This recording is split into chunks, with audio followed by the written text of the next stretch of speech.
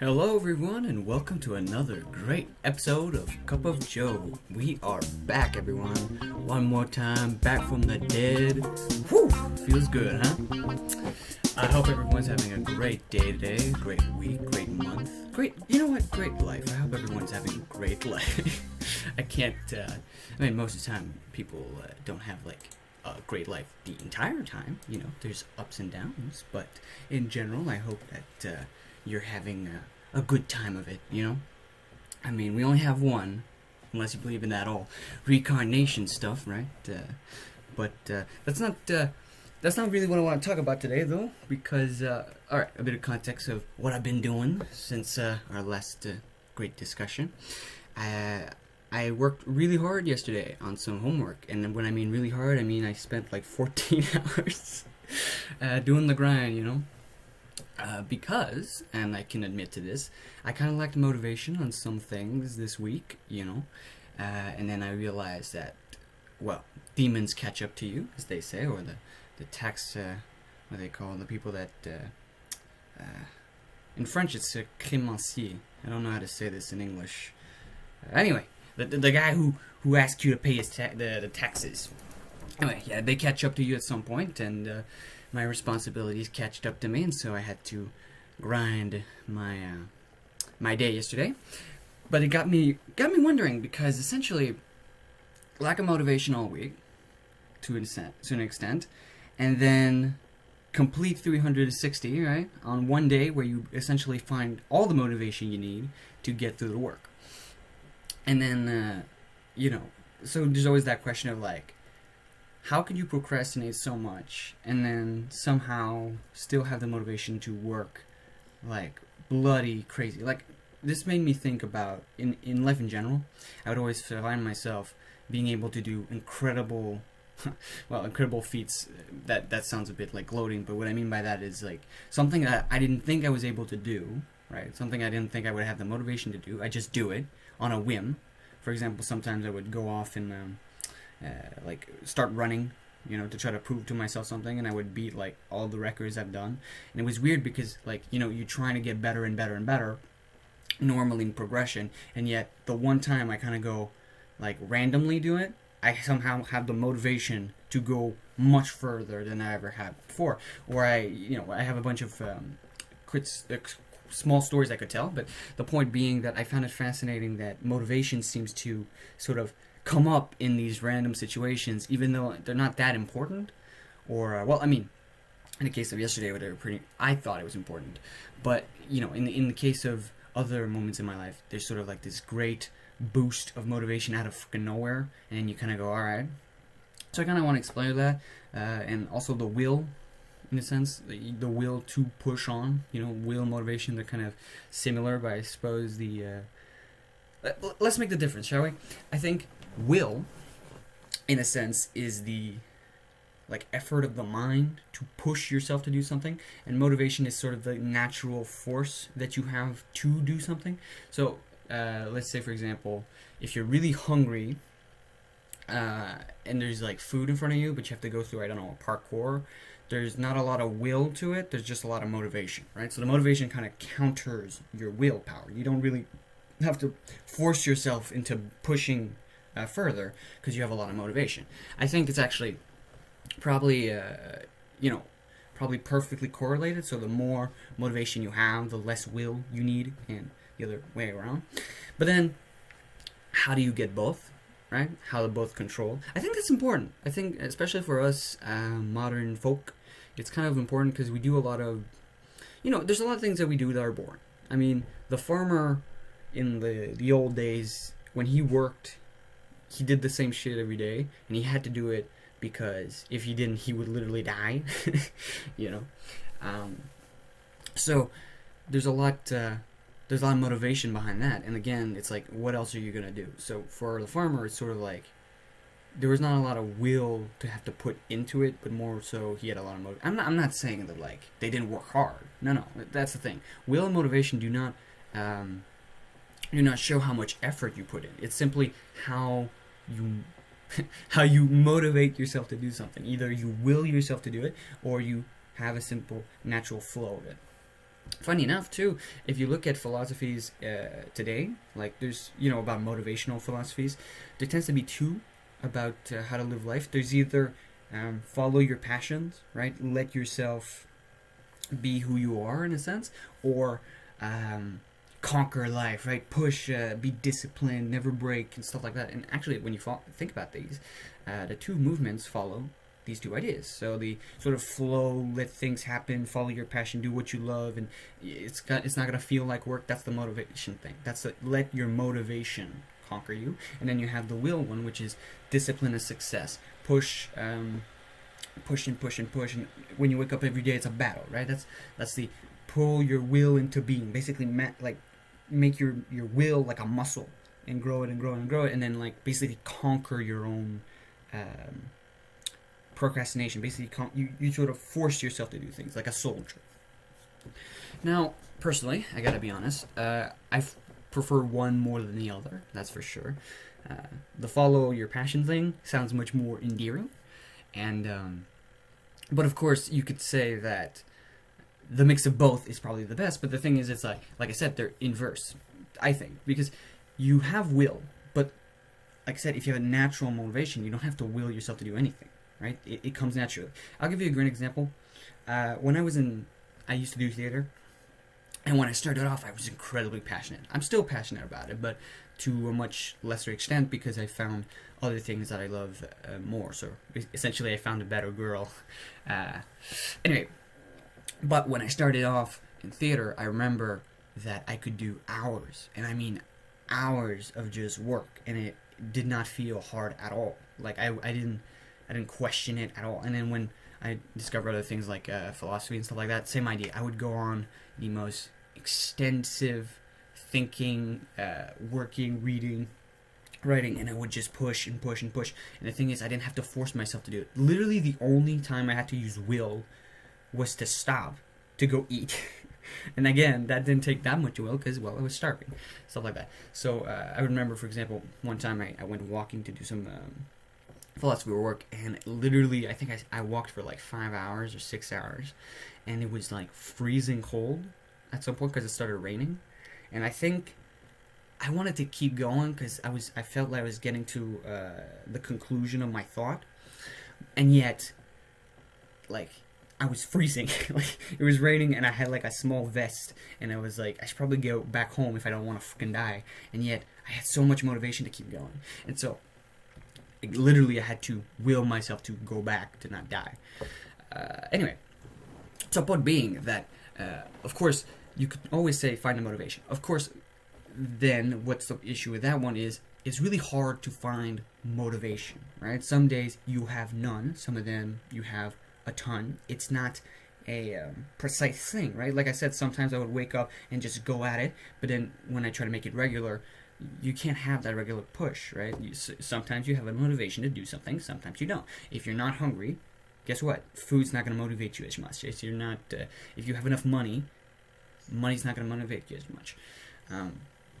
And will is completely opposite. Will, you can do it anytime, right? The only thing is, it's not only taxing, it's also, it's kind of like a tyrant with a population, so, or a king with let's say you have a crowd of people, right? And then you ask your people, all right, pay taxes, right? That's fine. But then you ask them to pay more taxes, and then you ask them to do other things for you. Now, the more you ask your population to do, right, and you don't give them a break, the more they're like, this guy's an asshole, and then they'll probably rebel, right? And you can kind of see this with people that like really are disciplined. They have like these cheat days, but their cheat days, they go like way off. And the thing is like, let me tell you something, most likely people that like just have that one cheat day, most likely they probably don't have just that one cheat day. They probably break much more than you think. And also, this is the big one, they probably torture themselves to an extent in their brains. Now, I can't tell you that that's what they're doing, but if you listen to people that are very like domination, like Jocko Willing, and no offense to that guy, or but anyway, that anyone that like dominates their life with discipline, every time they make one mistake, they like beat themselves up, right? It's like, oh, how could you eat that one piece of cake, you piece of shit, and stuff like that. They're very brutal towards themselves. I'm not saying that people that are passionate don't beat themselves up. I'm just saying that there's a more, since you're following what you actually want with motivation, you can kind of understand what's happening. It's like, oh, I don't have the motivation to do this because I don't like this. So you have a more empathetic part, but in the more will-based side, it's really like, oh, you didn't do this, that's because you're weak, right? It's always, in the will part of things, it's always either you're weak or you're strong enough to bend yourself to do something. But again, I think it's kind of counterproductive. Essentially, yes, you can get a lot of advances. Some people are incredibly successful because they learned how to control their will. But first of all, it's not a way to live. I mean, those people, like, they don't take a break. They're always in the zone, because if they took a break, they would be haunted by their demons so hard, right? That the voices in their heads would be so tyrannical, in a sense, that they would not be able to relax. So I'll give you an example. I actually tried to be that super disciplined guy. At some point, I wanted to motivate myself more, and I went off on watching all those videos of how to motivate yourself. And I would wake up at a certain time, I did my bed at a certain time, I would work out at a specific time, and I would do all these things, and I had these plans, and if I didn't follow the whole plan, I was weak and stuff like that. And, I was more productive, much more productive than I was before. But the thing is, and this is the key, is that at some point, I remember that I put in my plan, I think I did it by mistake, I did something small, I was like, take time to write, or like, take time to draw. It was literally, I put it in because I wanted to be a little nicer to myself, because I was very rough that week, and every time I succeeded at something, I didn't really feel satisfied. It was always like, okay, now you gotta do something more, you gotta add more to your list. I was happy about the success as a whole, but I never really took the time to enjoy it. But anyway, so I put in my thing, draw, like take time to draw, to relax. And I didn't have time to do it because I was working on a ton of other stuff. And I remember it was like 11:30 at night, and I remembered that I didn't draw, and I felt so guilty about it. Like, I felt so bad, like, oh, you're weak, this is weakness, this is a sign you're gonna fall, and stuff like that. And I remember for like 2 days I felt bad about it, and then I realized how stupid that was, because I literally put it so I may relax. And here I am, frickin' destroying myself because I didn't take time to relax, because I was working too hard. Which is just ironic, right? I'm weak because I didn't take time to relax.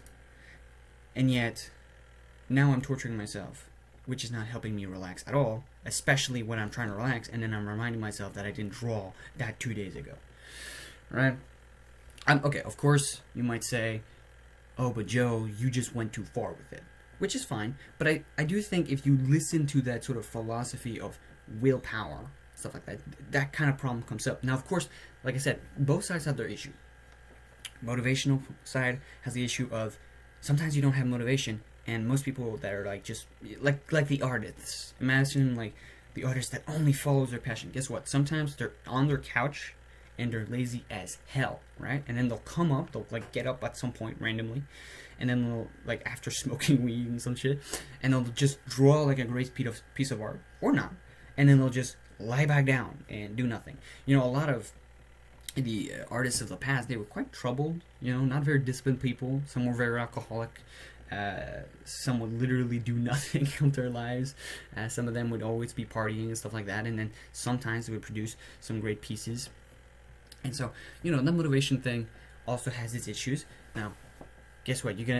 I know what you're thinking. You think I'm gonna say you need a balance. You need like an in between, which to an extent I could say yes, but then again, I think the issue is sort of that the philosophies kind of work best in their most extremes, to the extent that you can actually get something done. Okay, so the person. Okay, so let me go back in motivation a bit. Motivation, like I said, there's a part of it where you could be lazy. However, I can also make a counter argument.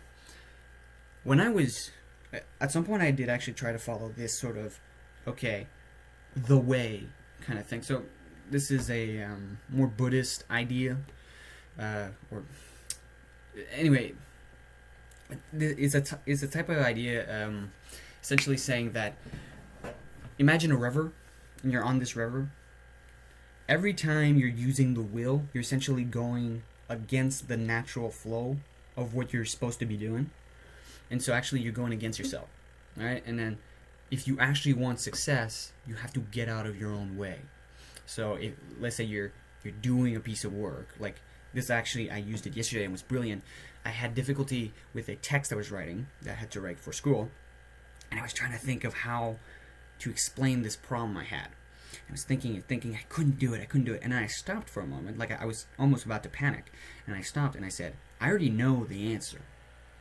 So I relaxed, and then I drew instead of write.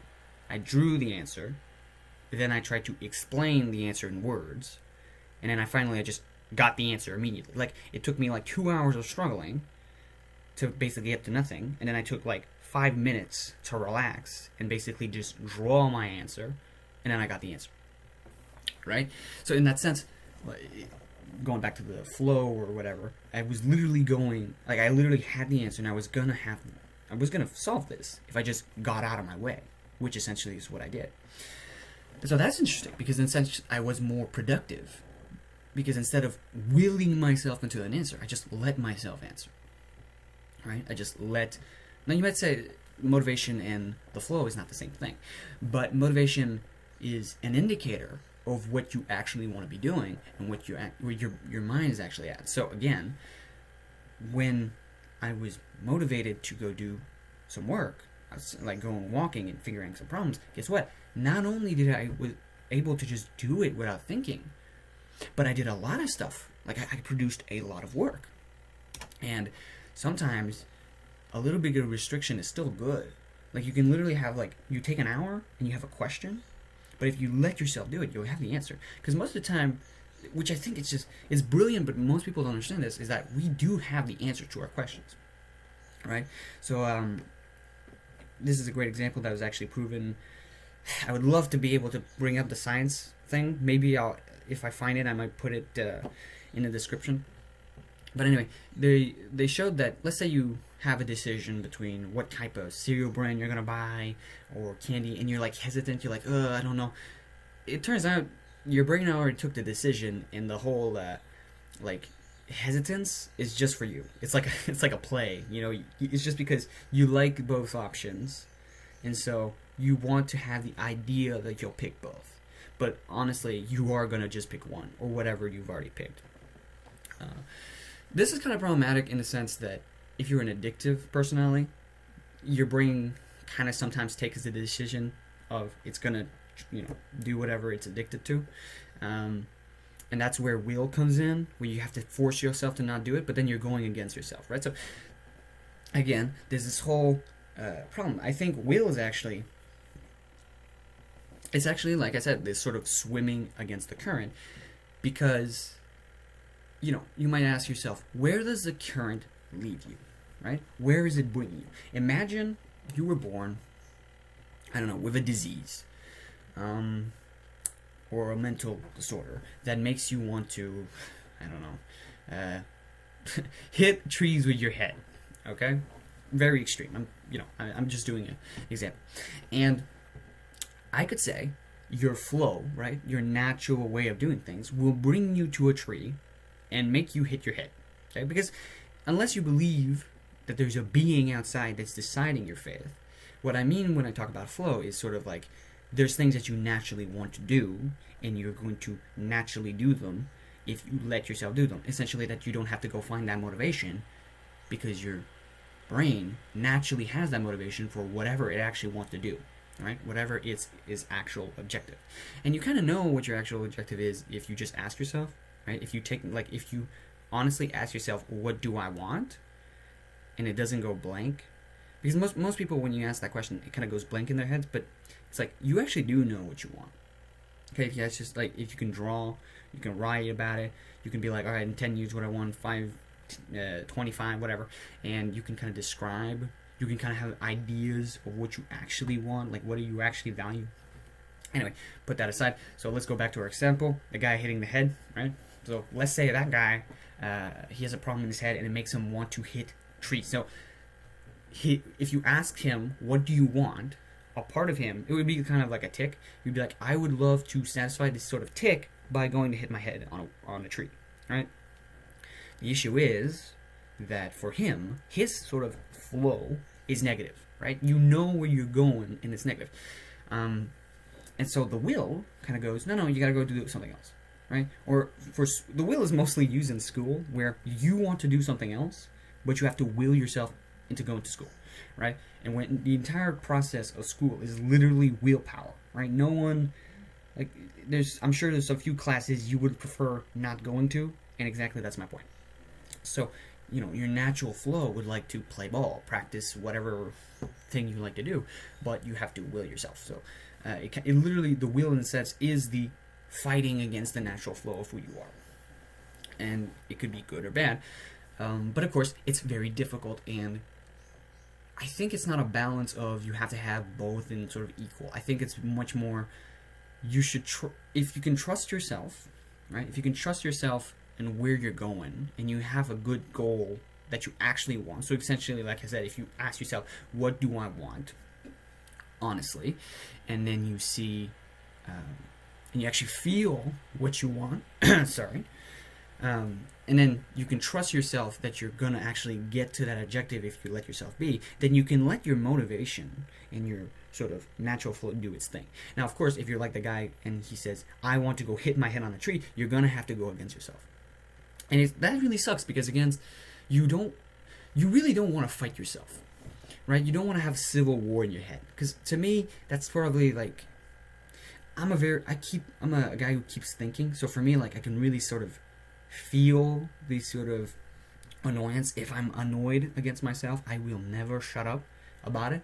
I'm gonna let myself know that I am pissed off on myself. And like I said, when I was super disciplined, I was relentless. But the thing is, I wasn't relentless because I wanted myself to be more disciplined. I was relentless because I was annoyed at myself for not doing anything that I wanted. Because essentially, I was more productive, which is something I guess I want, but I don't want to sacrifice my comfort completely. I don't want to sacrifice my happiness completely. I don't want to sacrifice, like, what I actually want to do in life just for these achievements, right? Oh, great, I can lift this amount of weight. Oh, great, I can run like this. Oh, great, I can, do my bed in a certain way and have a perfectly clean room. That's great, but I'm not happy. So really, like, what's the point of that? By contrast, when I was lazier, at least I did what I wanted to do, and I have a certain appeal. I'm not saying that you should be lazy. I'm just saying, actually, what I found is, it's not that I am more lazy to an extent, but I'm actually more productive in the parts I actually want to do, because essentially, I realized that when I forced myself to, like I said, when I forced myself to get an answer, I would not be able to get that answer. But if I relaxed and let myself just do the things as I have to do them, I would actually produce more. Okay, however, be careful what I'm saying. I'm not saying lie in your bed and just, take your phone out. Actually, that would be kind of counterproductive, because you're actually silencing your natural flow, in a sense, right? Because you're not letting yourself think. If you really distract yourself, you're not actually going to be in tune of what you actually want to do. That's like someone who's, I said some addicts sometimes really want to do something, but some addicts, when they are always doing something, they don't listen to themselves. They don't listen to the screaming part in the back of your head that says, don't do it, right? So, it's also both ways. It's not like laziness is the way to go. It's simply that you want to do a certain thing, and most of the time you're not going to listen to yourself, even though you're going to be much more productive if you follow what you would like to actually do. Of course, I should probably preface this by saying I'm no motivational speaker. I'm quite an imperfect being, I would say. I probably have a lot of my challenges. This is more of an exploration on what I think is the way humans are sort of conceived. I believe, to an extent, that we developed the willpower with time, because most animals don't seem to have this willpower. I mean, take a dog, right? And unless you teach them how to stay, which to them is the equivalent of, if you don't go eat X, Y, and Z, I will give you more food, right? Or I will give you something of higher value. Now, so they have a bit of willpower to the extent of, I'll get something else, right? But if you look at most animals, when you present them with something, they don't really have much of a will, right? They don't stop themselves from doing something. That's why traps work, right? You put a piece of food, and they really do not care of the potential consequences. They literally just go at it, right? Or, there's this story. It's not really a true story, but I think it's kind of interesting. There's this story where, like, how do you catch a monkey? So essentially what you do is you take a jar and you put a cookie in the jar. Essentially basically it's a jar where the monkey cannot have the cookie and pull his, if he pulls his hand off without the cookie, he's fine. But if he has the cookie, he can't actually get his hand out. So essentially you put the cookie in the jar, and then the monkey will come in, pick the cookie up, but he won't let go, right? Because he wants the cookie so well. He doesn't have the willpower to let go. So therefore, then you can just come in and just pick up the jar and like pull him by the jar, and he won't let go of the cookie to run away. And so you just capture a monkey. Weird metaphor, but essentially my point being that most animals don't really need will, right? They just kind of follow the immediate survival, because for them, the food is a great motivation, and you really don't have to filter too much, right? Some creatures literally all they do is walk around, eat food. Like if you take an insect, yeah, that's it. Like they don't need no will, right? If they die, guess what? There's like a billion of them, right? You'll live in an hour. You don't need a brain to will yourself into doing something. You just avoid what's dangerous, go get what's good. But for us, we do have a will. And we have a will because to an extent we have to cooperate with each other. And sometimes that means that we have to not do what we want, right? And that's, I think, is the thing that's difficult, because we are first we're an animal, right? And we're not a social animal by first principle. No, we are an animal first, right? So a human is a social animal, but if you think about evolution, how it works, the first thing we were is an animal, and then we evolved to become a social animal, right? You think about it, like we studied we all started from the same creatures, and then we developed. Well, guess what? Most creatures did not start being social. So for a long time, our brains and the way they were developed were naturally developed to be non-social, and then became social with time, right? And so, and of course, these sort of will things come with more complex problems. Will only appears when having the capacity to resist the natural desires is actually beneficial for survival. And so, until then, we were really not made that way. And that's also why it is so hard to go against, the 7 deadly sins, but they're really representative of what humans would naturally want to do, right? So to sort of be lazy, like, okay, let's say a guy lies around for like 5 or 10 hours, and you go, my God, that guy's lazy. It's like, have you seen your cat? Have you seen your dog? Have you seen most animals? They're not moving around all day. They literally like sleep most of the day, and then like a few hours they go out and hunt. That's their lifestyle.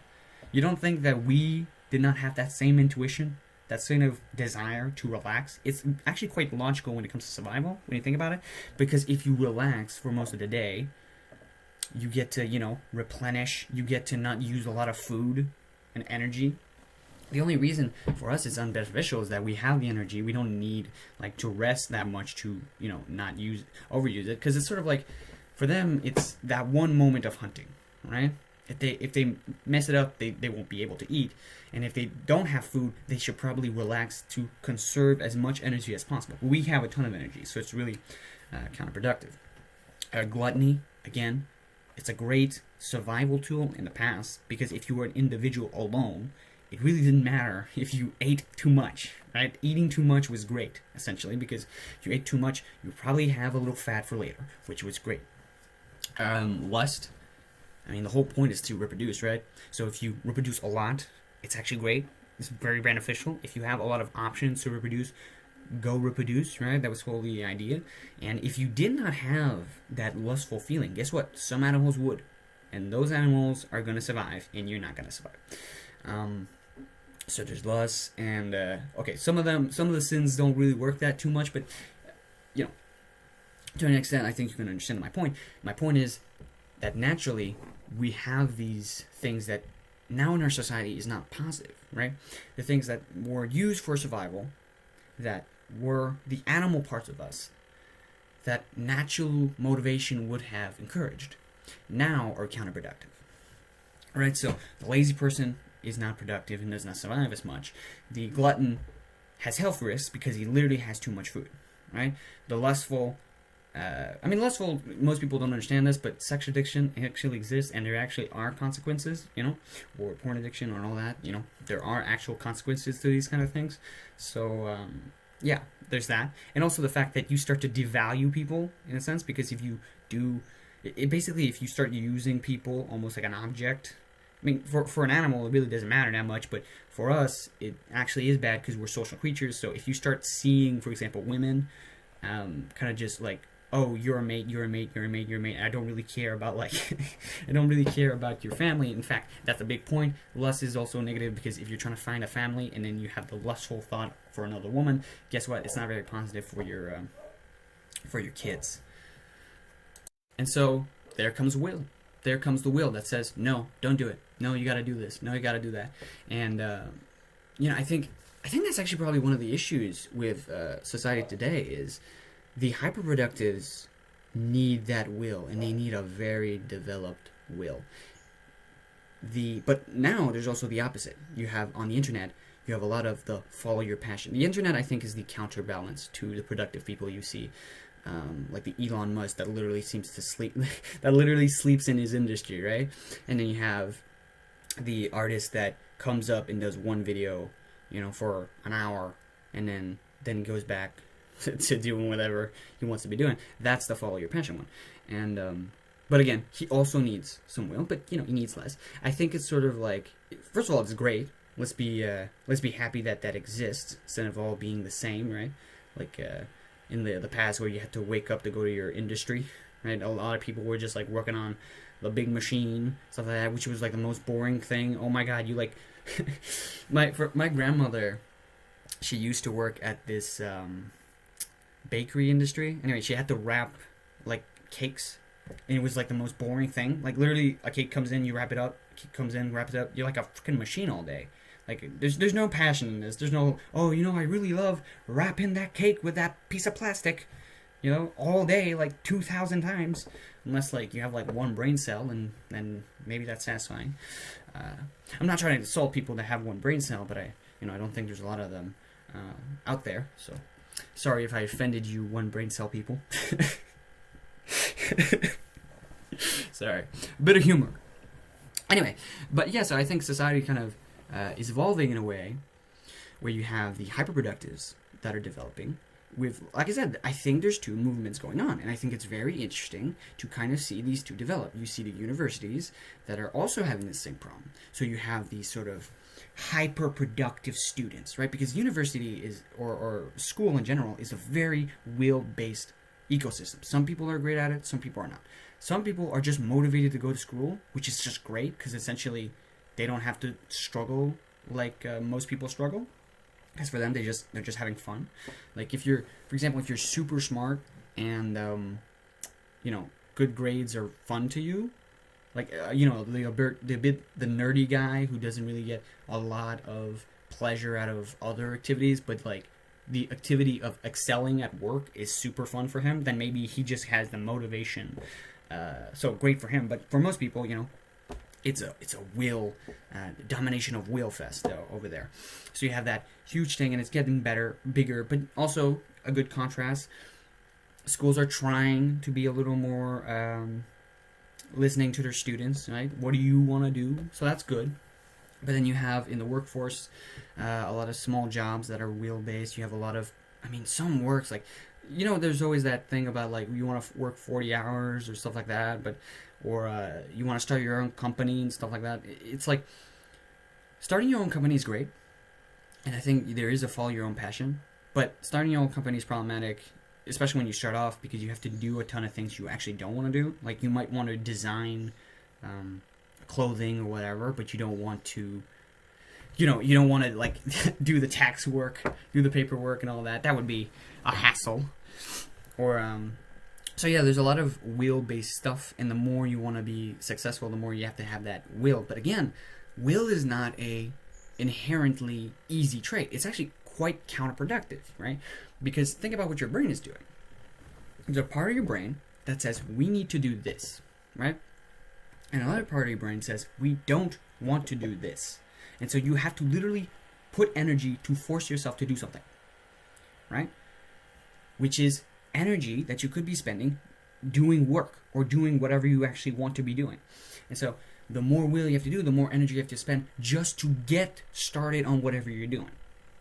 So you're really, if you have like a very strong will, great, but there is a limit. And great example of this, if ever you do homework and I put a cookie next to you, it's going to be much harder for you to not eat that cookie because you're using so much will to just get through that homework that it's going to require even more willpower to not eat that cookie, and so you're probably just going to eat it, right? You're probably not going to fight yourself on this and be like, I'm just going to eat it. And so it's not necessarily, I'm not pro any complete, because I understand the necessity for both, right? We are in a society that requires will, and that will is growing. One day, for example, when the tech world comes in, like, some people are not made to work on a computer, right? Some people are not made to spend hours programming stuff, but guess what? Programmers are going to become probably one of the main jobs on this planet.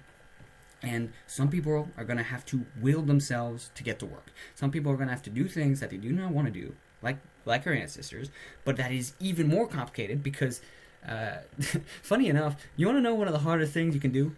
There's physical work, which is hard, and then there's thinking. Like, thinking really hard is also quite hard. Anyone who's done a very hard exam that they did not want to do, they understand this. It's like, it is really hard to work your brain, because sometimes your brain will be like, no. it just denies. Like, if you ask someone a math question, you can test this. Go to someone and ask them like a multiplication question, and just see them go, screw that, I'm not even gonna try, right? I'm like, they could answer it, but they're not gonna answer it. They're not even gonna put a single piece of effort, because that sucks, right? At the very least, for weights, some men are like, I want to prove that I'm strong and stuff like that, so they'll like try to lift it, whatever. But like for the big brain questions, people are like, screw that. No way, Jose. You put 3 digits on that, you go like 2,000 something, and they're like, nah. 4 judges. But anyway, yeah. So working on that brain is going to be more and more difficult, and you're going to have that willpower in the future, and still today. And so I understand will. I understand the necessity for will. I understand also that it's not really the most grounded part, and I also understand there's a lot of consequence to it. So here's my conclusion. Here's what I think I'm going to do, or what I'm already trying to do, and what maybe you can try to do, and in this exploration of will and motivation. I believe that the best thing you can do is try to have as much motivation as you can. So basically, to build your life up where willpower is almost non-necessary, right? So that anytime you use willpower, it's literally like, the basic, sort of like, if the guy enjoys his entire life but has to pay taxes, that's fine. That's probably the best outcome, because essentially only taxes are hard, and even then you can like microtask it to someone that actually likes to do taxes, right? So then you get that guy to do taxes, and basically you're free. But of course, that's sort of like the dream world. What I'm saying is, you want to listen to yourself and not have those fights, because essentially you do not want to spend all that time fighting yourself. So you want to figure out what you want to do, and you have to be able to allow as much as possible, which is hard, right? So if you're a heroin addict, I'm sorry, you're gonna have to fight yourself. You're gonna have to go, listen, I love myself, right? But I will have to go against my own will, right? Because I want to go do this, I want to go take my shot, whatever, but I also don't want to die. So, or like, and when you're on an addiction, your brain is able to convince you that, no, actually, you're not going to die. It's just one hit, and then I'll stop, and blah, blah. And so you can kind of remove slowly that motivation, right? Because if you tell yourself, I don't want to take heroin because I'm going to die, well, if you can convince yourself you're not going to die, you lose that motivation, right? That motivation against not dying. And so you're going to have to will yourself to an extent to say no, and that's going to be really hard. So if you are a person in that position, I would recommend, or anyone that has a really intense addiction, I would recommend that you go, you sort of empathize with yourself. You say, I'm going to use a lot of willpower to not do this, so I might as well try to at least reduce some of the willpower in other parts of my life, because it's going to be very difficult to have both of these activities at the same time. That's why, by the way, people that are addicted, they go somewhere where they don't have to take that decision, right? They go to, what they're called, rehab. They go to rehab, that's right. But yeah, so they go to rehab where basically they don't have to ask themselves, do I take heroin or not? The answer is, you can't. So you don't have to will yourself into being. You can literally think about taking heroin and simply not take heroin. And that's great. You don't have to fight yourself on that. And you can let yourself put your will at rest and do other stuff. But in real life, guess what?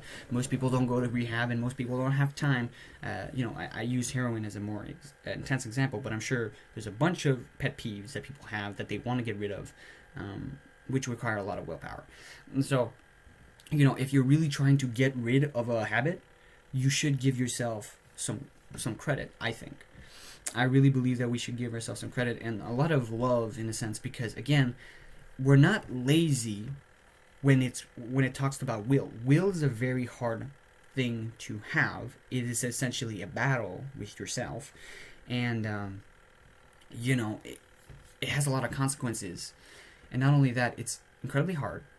You have a limit of will in a day. Okay, you have a max, and so you're not lazy if you break at the end of a day. Okay, it's unfortunate, but it's sort of like when you run and you don't actually get that record. If you don't, or you get too tired, like your legs just give out. Guess what? You cannot beat up your legs for giving out. They just give out naturally. What this means, to the best of my what I believe is, if you really can't control yourself at the end of the day, that means you should probably try to remove some willpower from other things, right? Of course, some people can't. This is the tragedy of our society. Sometimes you're going to have a lot too much homework to do, and also other things you would like to do at the same time. I think, by the way, that this is one of the reasons that people that are in school, for example, they do a lot of bad decisions. I think it's really related, because essentially you're willing yourself. I mean, like the stereotype of like the kid that had homework to do at the end of the day, but then decides to go to a party. Well, that's because like there's a big motivation over there, and you've been doing this will battle every single day of the week. You don't think that your will's gonna give out at some point, and then you're gonna go do that party and make mistakes? And by the way, when you're over there, you have like no will anymore because you basically fought the entire week. So guess what? You're gonna let yourself go. So I really think like you want to limit that to an extent. Like, give yourself some things that will, you don't have to struggle. For example, let's say you're a bit of a glutton, Well, buy something, like a snack that would be, like, minimal, right? It's not, like, too caloric for you. But that, essentially, if you go, I want to buy this, you can go, well, I already have something, right? So you don't have to fight yourself. You go, I already have something and I can chew on it or whatever. Or stuff like that. If you're fighting an addiction, you don't have to necessarily beat yourself up every time you fail. You can go, I got to this amount of days, good, let's try again, right? Anyway, so that's my thought about will and motivation. I think it's important that we consider these things. I think that's my point, is we don't tend to consider the fact that we are actually biological, and there is an actual effect to biology. And when we don't consider these things, we start to always think that a failure is a trait of character, right? Look, someone, like I said, if you failed a race, right? If someone like fainted in a race and like just fall down to the ground, no one's going to tell them you were lazy, No one's going to beat them up and go, how dare you? No, their body gave out, right? And people understand that. People go, listen, your body gave out, you tried your best, no one's going to hate you for it. Actually, they might praise you because you pushed yourself to that limit. But when it comes to procrastination and laziness, of course it's difficult. It is, you're fighting yourself. You're fighting the hardest enemy, right? There's no harder enemy than yourself, because you're literally the same level of power always. You cannot beat yourself. As you get stronger in discipline, guess what? the same part of you that motivates yourself to be disciplined, like the same part of you that goes, you piece of shit, do this, do this, do this, or if you do this, I will, figure it out, or able to find arguments of why you should do the work. That same part of your brain is also able to convince you to not do your work, to convince you that this is ridiculous, to convince you that you're a madman, and that you should be lazy. So you're really fighting the hardest battle every time you're using your will. And if you fail, of course, you should give yourself some love. I mean, you want to be able to conquer whatever thing you're doing, but you should still be very empathetic because, again, we're not made to just be dominated by our will. We are made to follow a natural motivation and sometimes use our will. Sometimes. When it comes to, like, things that are pretty clear-cut, right? Sometimes you give the food to the other person. Sometimes when you go hunting, you're not the leader. Sometimes you are the leader even though you don't want to do it. Sometimes you're scared and you have to have courage. Those are the places where will were used. Not this. Not what we're doing today. Society is made in a way, which is great. I love society, but I'm just saying our biology was not made in the idea of the will usage all the time. And so you should really give yourself a lot of love. The only reason we stigmatize is because we think that a person should do homework every day and be okay with it, right? It's easy. Homework is easy in a sense. What I mean by that is not that it's perfectly easy. My point is that if you did homework, it's like, oh, it's not that bad, right? So therefore, if it's not that bad, then why don't you just do it? Right? Just do 10 push-ups every day. This is super easy, right? You don't need that much will. Well, guess what? It's hard to do something consistently every day. And it's hard to also get higher. At some point, you don't want to just do 10. You want to do 20, and you want to do 30, and blah, blah, blah, blah. And at some point, guess what? It gets difficult to use all that will when you don't want to do it. Some people do not like working out. Some people think it's annoying. Some people don't like to run, stuff like that. And so it requires a lot of will to do it. That's why we like to simplify it. That's why we like take a diet if you can try to do that. If you don't like running, maybe, I don't know, do the bicycle thing, and you can watch a movie at the same time, so you don't really have to will yourself too much because you actually want to watch the movie, so you can kind of distract yourself as you're doing something else. We have to be empathetic to these things. It's our biology, and unless we go robotic, this shit's not gonna leave, and we're gonna have to accept it. I mean, the way evolution works, unless we filter out these things, we're really not we're not going to lose these characteristics. So it's important to, and if you have a lot of will, great, but again, remember, to a certain extent, willpower is going against yourself, and so you should at the very least know what you want, right? I think that's important. Is like, you think if you're using willpower, that means that you're going against yourself, meaning that you should probably know what is the goal that you're trying to achieve, right? So what are you willing yourself to get, right? So for example, you ask yourself, why am I pushing myself to do X, Y, and Z? So you go, I want a degree to get this goal, and I actually really want this goal, okay? So that's great. Essentially, I want this goal, but I don't want to do the work, so I have to will myself to do the work so I can get to that goal. Okay, that's fine.